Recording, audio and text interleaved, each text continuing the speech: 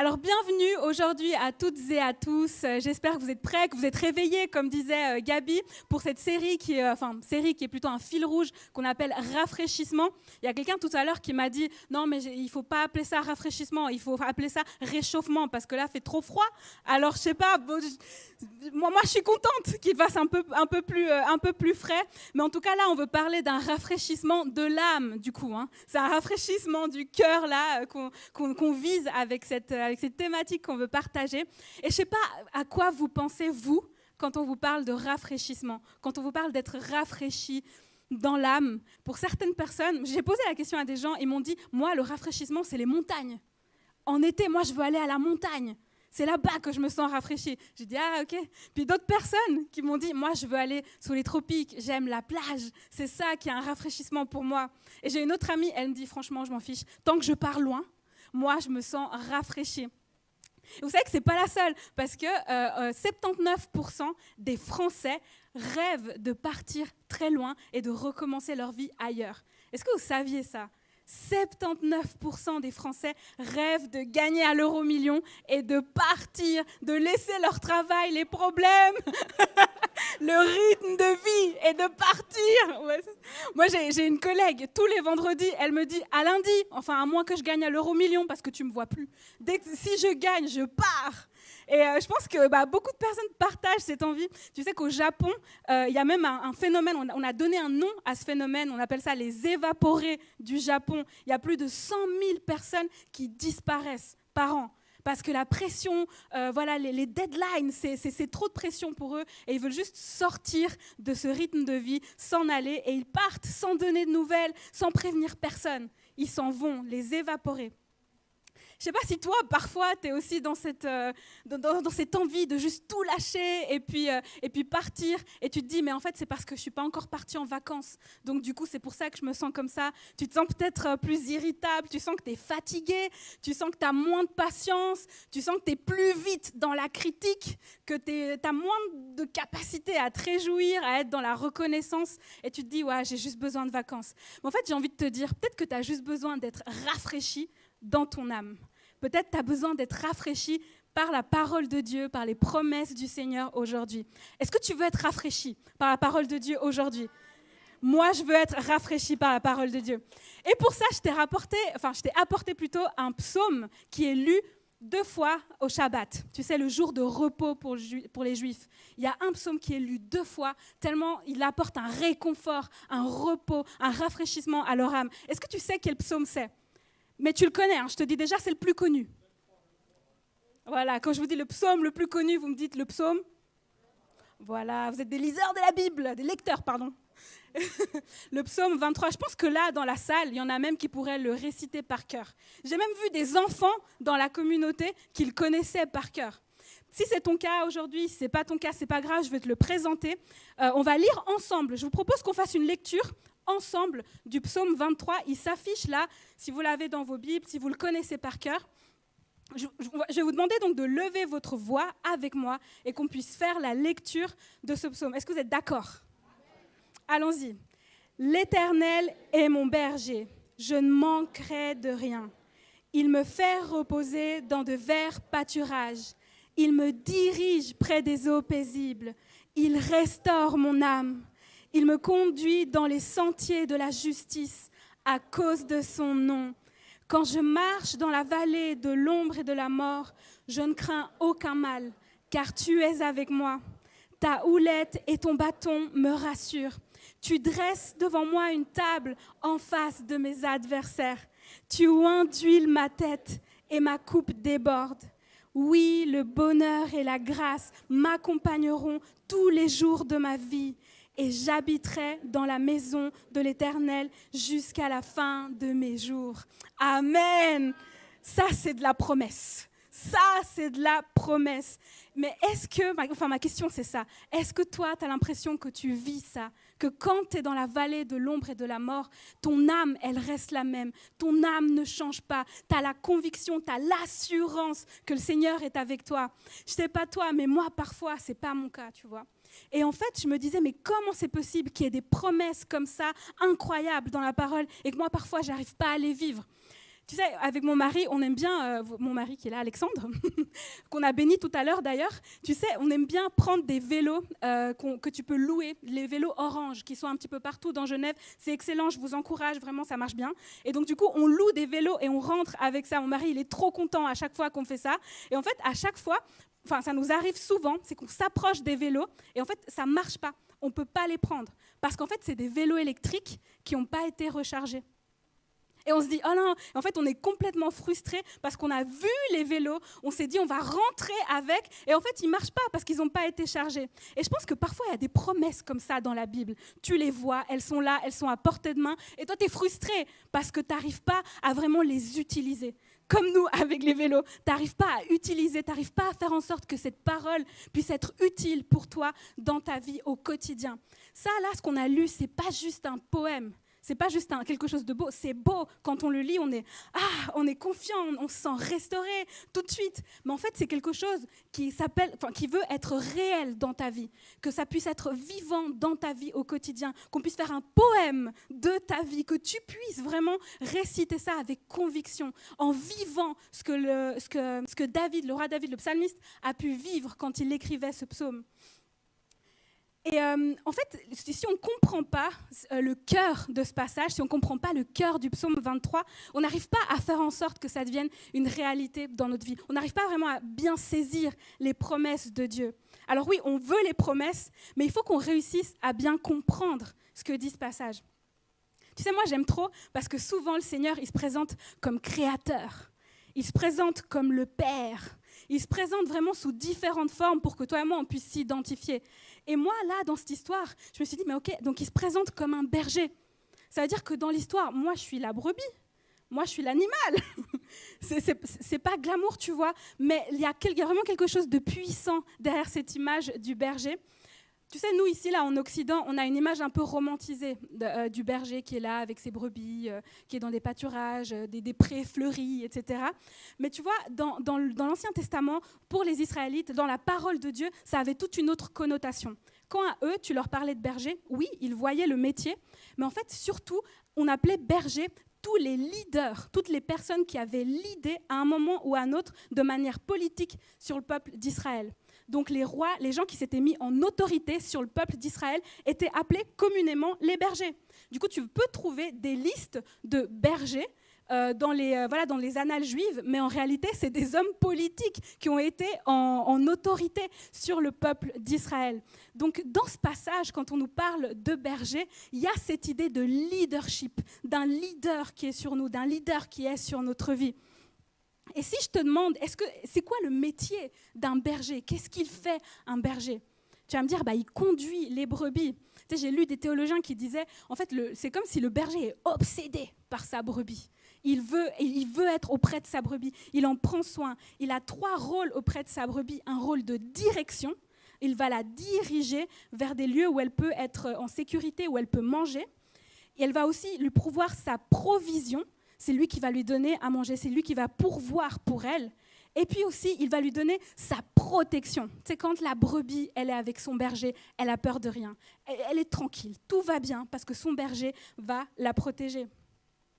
Et tu sais, on ne peut pas comprendre vraiment cette métaphore si on ne comprend pas le rôle de la brebis. Ça, c'est pour le berger. Mais maintenant, c'est quoi le rôle de la brebis? C'est fou parce qu'elle n'est même pas citée dans le passage. À aucun moment, c'est écrit brebis. Mais on nous parle du berger et que nous, qui nous amène, qui nous fait marcher dans de verts pâturages, qui nous amène vers des eaux paisibles. C'est nous, les brebis. Et j'aime ce que dit Luther sur le rôle de la brebis. Il dit, écoutons bien, d'autres noms de Dieu, tels que Seigneur, Roi, Créateur, inspirent toujours une sorte de crainte. Il n'en est pas de même du mot berger, qu'il suffit d'entendre pour éprouver confiance, consolation, sécurité. Mais pour bien comprendre cette image, il faut observer ce qu'est une brebis. Elle ne vit que grâce à la protection et à la sollicitude de son berger. Dès qu'il lui manque, elle est entourée de dangers et menacée de périr. Elle n'est qu'un pauvre petit animal dépourvu d'armes pour se défendre et d'intelligence pour retrouver sa voie. Mais il est une chose pourtant qu'elle sait faire, c'est se tenir près de son berger et compter sur sa force et sa fidélité. Tant qu'il est près d'elle, elle le suit, sans s'inquiéter de rien et sans redouter personne. Elle reste paisible et joyeuse, car il ne lui manque rien. J'aime trop ce que dit Luther sur le rôle de la brebis. En fait, toi et moi, si on est la brebis dans cette histoire, la brebis, tu sais, elle a des toutes petites dents. Elle est végétarienne, elle ne peut pas mordre, elle ne fait pas peur, la brebis. En plus, elle est très inoffensive, elle est perdue. Tu sais, il y a souvent cette image de la brebis qui suit, la brebis qui est devant elle, et puis on a une qui se jette dans le ravin, et puis toutes les autres, elles suivent, et on n'a pas une qui se pose la question, qui se dit « Ah non, mais quand même, on ne devrait peut-être pas faire ça. » Non, ça n'arrive pas chez les brebis, tu vois. Elles se suivent les unes derrière les autres. Il y a vraiment cette image de peut-être de la bêtise, de l'incapacité à se leader toute seule. Tu ne vas pas voir une brebis qui se lève tout à coup pour prendre le leadership sur les autres brebis, qui dit « Ok, les filles, là, on va faire comme ça, je propose cette stratégie. » Tu ne vas pas voir ça. La brebis, elle n'a pas cette capacité de se leader elle-même. Et en fait, elle reconnaît qu'elle a besoin d'un berger. Elle a besoin d'un berger. Elle ne peut pas être autonome. Elle est dépendante d'un berger. Ça, c'est toi et moi. C'est ça que ça veut dire, en fait. Toi et moi, on est les brebis. On est dépendants d'un berger. Est-ce que tu savais que tu as un berger dans ta vie ? Est-ce que tu savais que tu as un berger dans ta vie ? Quoi qu'il arrive, tu as un berger. Maintenant, la question, c'est qui est ton berger ?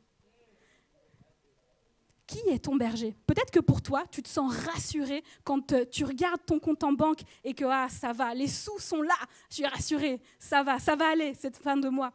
Pour d'autres personnes, tu es rassuré quand tu fais ton check-up chez le médecin et qu'il te dit ça va aller, tout va bien dans votre corps. Tu sors de là, tu es content, tu es rassuré, tu te dis c'est bon, voilà, j'étais stressée jusque-là, mais le médecin m'a rassuré. Pour d'autres, c'est ton compagnon, c'est ton copain, ta copine, tes parents, tes enfants. Tu cherches à te rassurer, à t'accrocher à quelque chose qui te donne une direction, qui te donne une confiance, qui te donne une paix. Mais est-ce que c'est le Seigneur ? Là où tu mets ta confiance, là où tu acceptes d'être leadé, c'est là que se trouve ton berger. Mais qui est ton berger ? C'est ça la question ce matin. Qui est ton berger ? Tu sais, pour bénéficier des bienfaits que le berger a à t'offrir dans son pâturage, ses eaux paisibles, qui restaurent ton âme, etc., il faut qu'on accepte la condition d'être leadé par un berger. Il faut qu'on accepte la condition d'être soumis, d'être une brebis. C'est ça la condition qu'on doit accepter. Tu sais, je ne sais pas, peut-être que toi, tu as déjà dit ça à tes enfants. Moi, c'est un truc que mes parents ils m'ont souvent dit. Ils m'ont dit, tant que tu habites sous mon toit... Est-ce que vous connaissez la fin de la phrase ou pas ? Voilà, tant que tu habites sous mon toit, tu dois te soumettre à mes règles. Et moi, j'étais pas contente. J'étais contente quand il fallait juste recevoir. Parce que moi, j'étais pas autonome.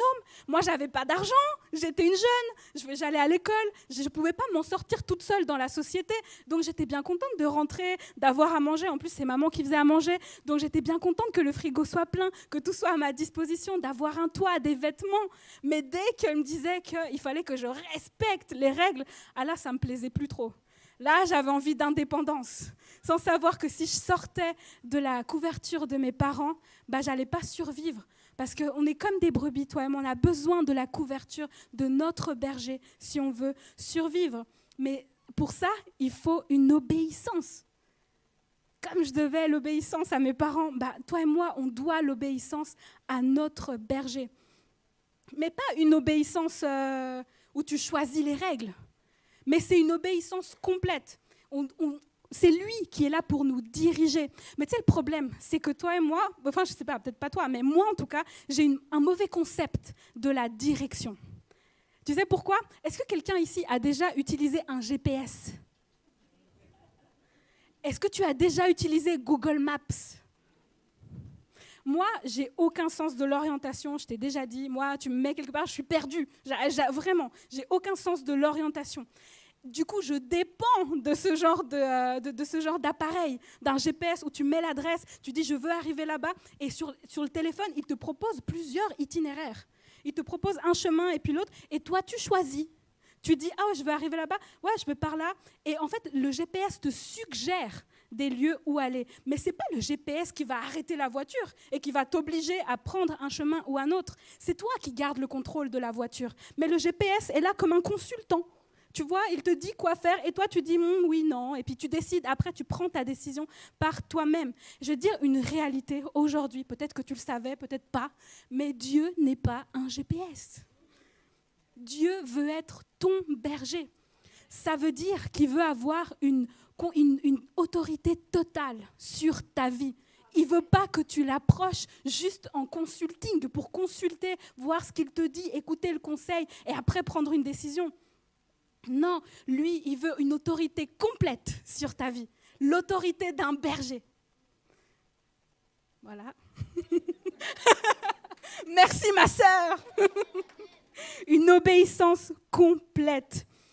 Et tu sais, tu ne peux pas avoir tous ces bénéfices dont nous parle le psaume 23 si tu n'as pas une obéissance complète à Dieu. Un abandon complet du guidon, un abandon complet du volant. Tu ne peux pas. Et tu sais quoi, je vais te dire un truc, tu as meilleur temps d'obéir. On a meilleur temps d'obéir. Tu sais pourquoi ? Parce qu'en fait, il y a une assurance que la brebis, là, dans l'histoire, elle a et que toi et moi, dans certaines situations, on n'a pas. Je t'ai dit que la brebis, c'était l'animal le plus vulnérable que tu pouvais avoir. C'est un animal qui ne peut pas devenir sauvage. Tu lâches un cheval qui n'a pas de personne pour le garder, le cheval devient sauvage. Mais tu lâches une brebis, elle est perdue, elle meurt, elle ne deviendra jamais sauvage. Elle ne peut pas s'en sortir toute seule. L'obéissance, elle vient te donner une assurance. Je vais te montrer où est-ce que ça se trouve. Ça se trouve dans 1 Jean 3, 20. On va lire peut-être du verset 1 Jean 3, 20, qui dit « Bien-aimés, si notre cœur ne nous condamne pas, nous avons de l'assurance devant Dieu. Quoi que ce soit que nous demandions, nous le recevons de lui, parce que nous gardons ses commandements et que nous faisons ce qui lui est agréable. » Je répète, bien-aimés, si notre cœur ne nous condamne pas, nous avons l'assurance devant Dieu.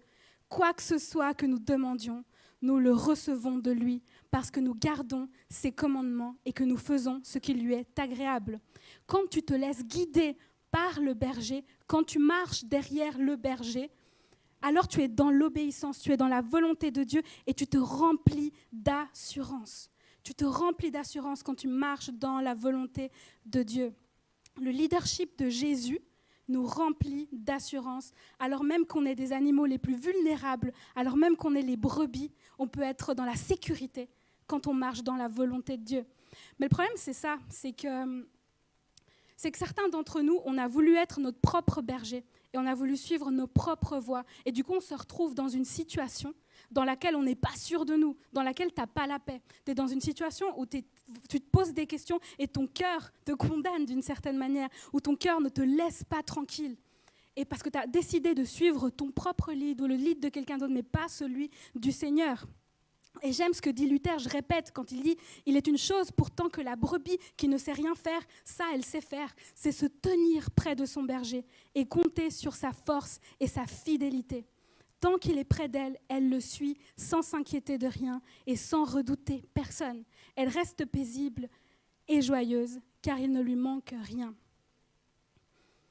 Tu sais, quand tu marches avec le Seigneur, il se peut que ta marche, là, tu as vu dans le psaume 23, la brebis, elle a été amenée dans la vallée de l'ombre et de la mort. Parfois, tu es dans une situation où tout devient sombre autour de toi et tu te dis « Ah, c'est une attaque de l'ennemi !»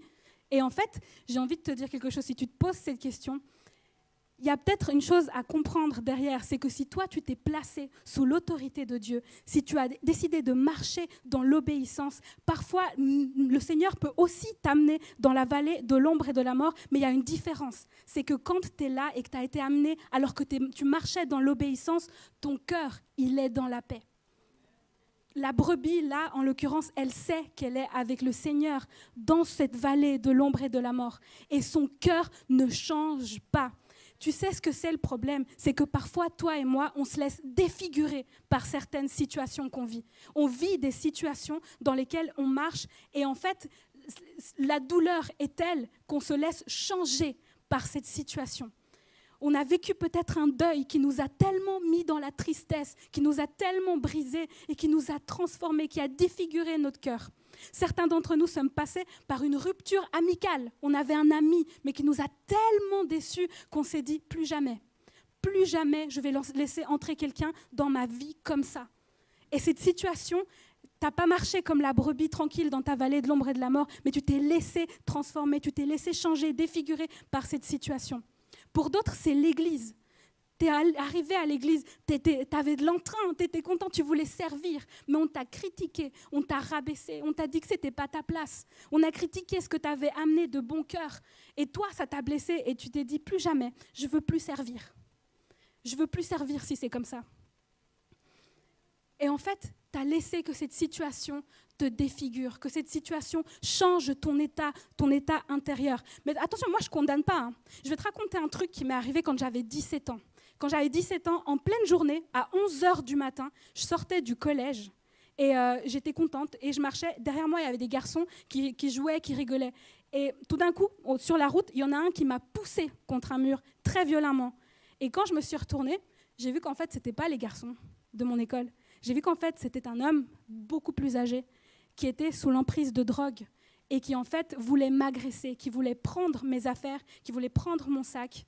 Et moi, je voulais bien lui donner parce que j'avais tellement peur, mais il était tellement sous la drogue qu'il a juste été violent, il n'arrivait pas à voir que mon sac était coincé. Et c'est devenu quelque chose c'est devenu une agression. Il m'a traînée dans la rue. Ma veste s'était complètement déchirée. Je saignais. Et ensuite, il est parti. Et moi, je suis rentrée. Et je me suis dit, oula, c'était vraiment un incident malheureux. Et tout ce que j'ai fait, c'est je me suis lavée, je me suis changée, j'ai mis une nouvelle veste et je suis retournée à l'école. Parce que c'était la pause de midi. Je suis retournée à l'école et j'ai suivi mon cours et je suis rentrée. Et tu vois, je me suis dit, c'est bon, c'est passé, c'est fini.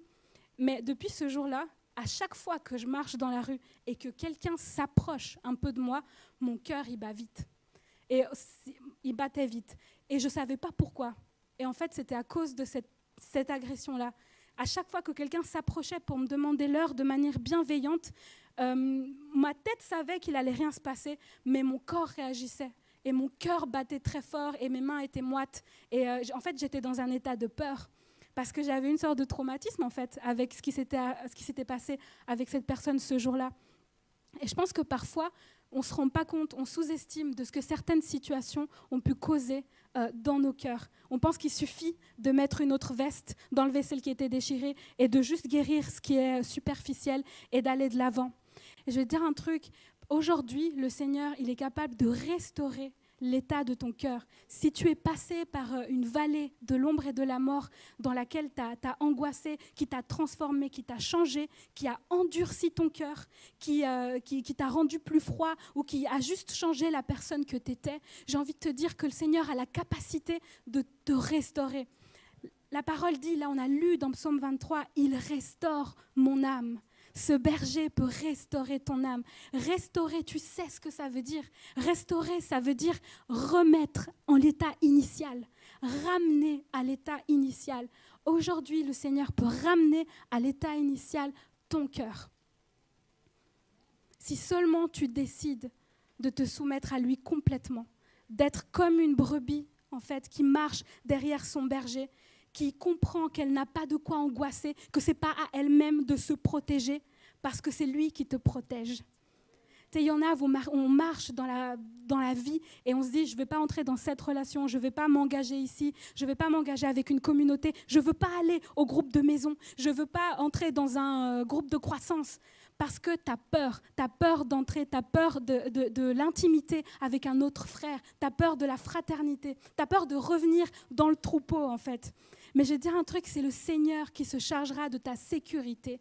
Ce n'est pas à toi de te blinder, ce n'est pas à toi de te changer.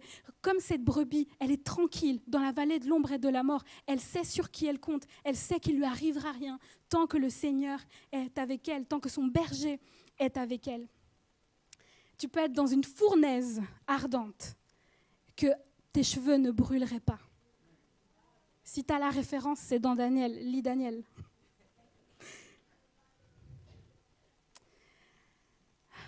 Encore une fois, ce n'est pas pour jeter une culpabilité sur qui que ce soit, mais vraiment juste pour te rappeler que le Seigneur est là aujourd'hui et que ça a été prié. Il a la capacité de te restaurer complètement, de te ramener en l'état initial. Mais peut-être qu'il y a quelqu'un qui se dit « mais moi, je suis trop loin. Moi, ça fait longtemps que je ne fais plus partie du troupeau. Moi, Dieu ne me voit pas. » J'ai une histoire pour toi. J'ai une belle histoire pour toi. Elle se trouve dans Luc 15, au verset 4. Si tu veux bien lire avec moi Luc 15, verset 4, elle n'est pas dans les slides, donc peut-être que tu auras besoin de ta Bible si elle n'est pas affichée. Sinon, je te la lis. « Quel homme d'entre vous, s'il a 100 brebis et qu'il en perde une, ne laisse les 99 autres dans le désert pour aller après celle qui est perdue, jusqu'à ce qu'il la retrouve.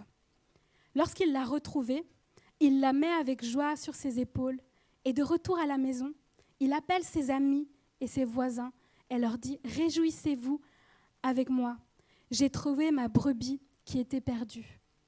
De même, je vous le dis, il y aura plus de joie dans le ciel pour un seul pécheur qui se repent que pour 99 justes qui n'ont pas besoin de repentance. » Ce passage, souvent, on l'associe avec quelqu'un qui ne connaît pas le Seigneur et tout à coup, il donne sa vie à Dieu. Mais je vais dire un truc, ce n'est pas que ces gens-là qui ont besoin de repentance. Moi, j'ai eu besoin de repentance pour pouvoir te partager ça ce matin. J'ai eu besoin de me repentir devant le Seigneur et de lui dire, moi, je suis trop dans le contrôle. Moi, je dois te donner le volant à toi. Je dois renoncer à être mon propre berger dans certaines situations. Et aujourd'hui, le Seigneur, il est là. Et en fait, tu es sa brebis qu'il cherche depuis longtemps.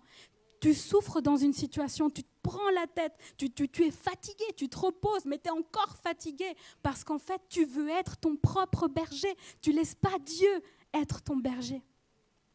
Et aujourd'hui, c'est le jour de la repentance. Aujourd'hui, c'est le jour de la repentance où on peut laisser que le Seigneur devienne notre berger et que nous devenions des brebis. Quelle dignité! Quelle dignité d'être une brebis. Vous avez vu comme ça finit le psaume 23. Il y a une table qui est dressée devant moi en face de mes adversaires. Le Seigneur oint d'huile ma tête et ma coupe déborde. Oui, le bonheur et la grâce m'accompagneront tous les jours de ma vie et je vivrai dans la maison de l'Éternel jusqu'à la fin de mes jours. Mais quelle dignité! Tu sais de quoi ça parle, ce banquet qu'il dresse devant toi. Dans le Moyen-Orient, il y avait une obligation d'hospitalité. Quand tu recevais quelqu'un, c'était quelque chose de sérieux, c'était codifié. C'était pas on mange des chips, non, c'était quelque chose avec des codes. Et l'un de ces codes, quand on recevait chez soi, c'est qu'on mettait l'huile sur la tête de notre invité. Et que par là, on le bénissait et qu'on lui disait « Je te fournis le gîte, le couvert et la protection ». Et c'est avec dignité qu'on traite ses invités.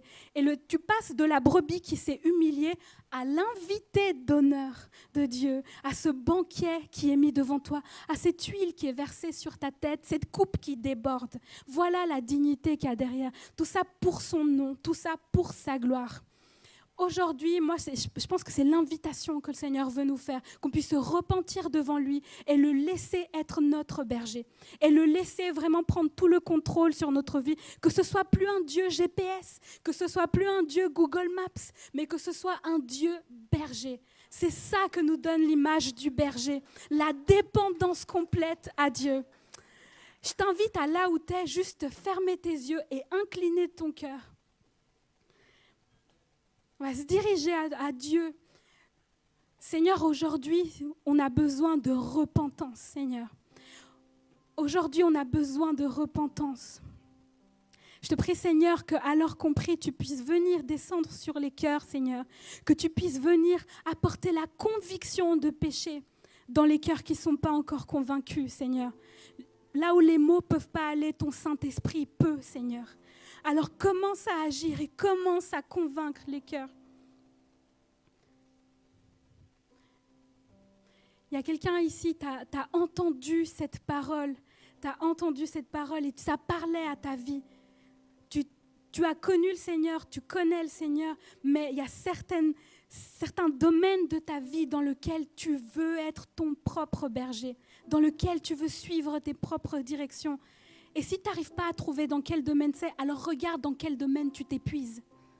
Regarde quel domaine de ta vie te fatigue.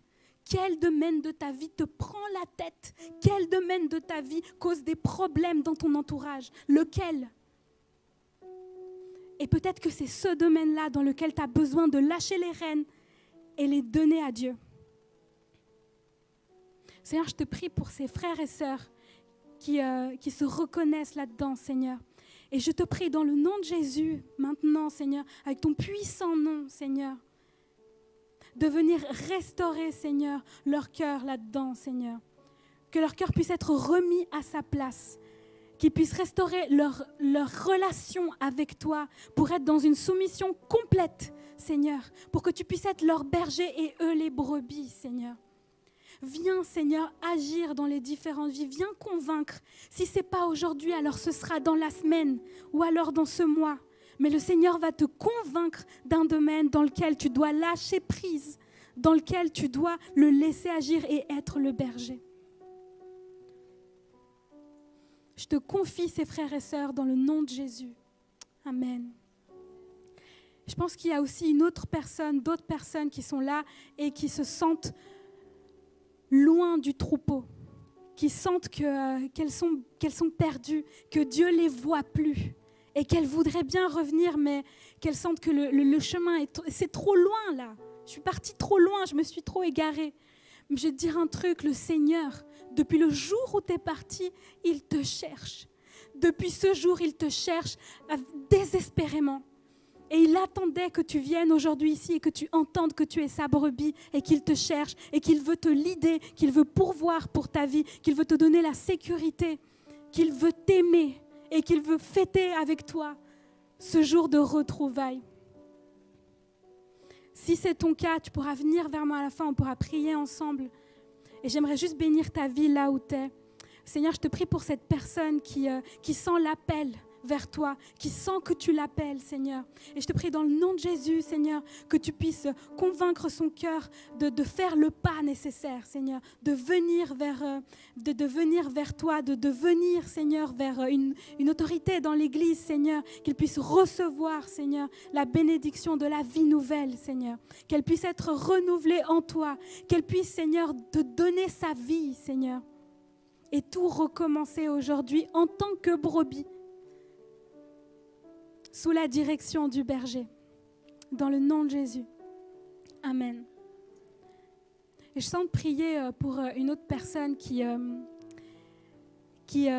été blessée dernièrement, justement à cause d'un domaine dans lequel tu as refusé de lâcher prise, d'un domaine dans lequel tu t'es accroché.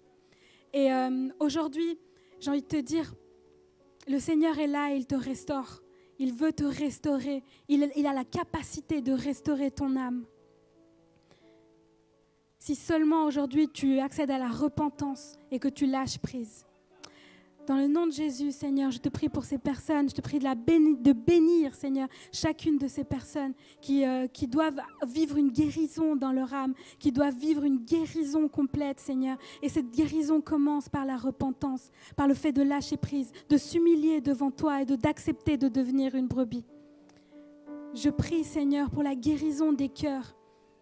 Pour ceux qui sont fatigués, Seigneur, qu'ils puissent déposer leur fardeau, Seigneur, à tes pieds aujourd'hui. Dans le nom puissant de Jésus. Amen. Amen.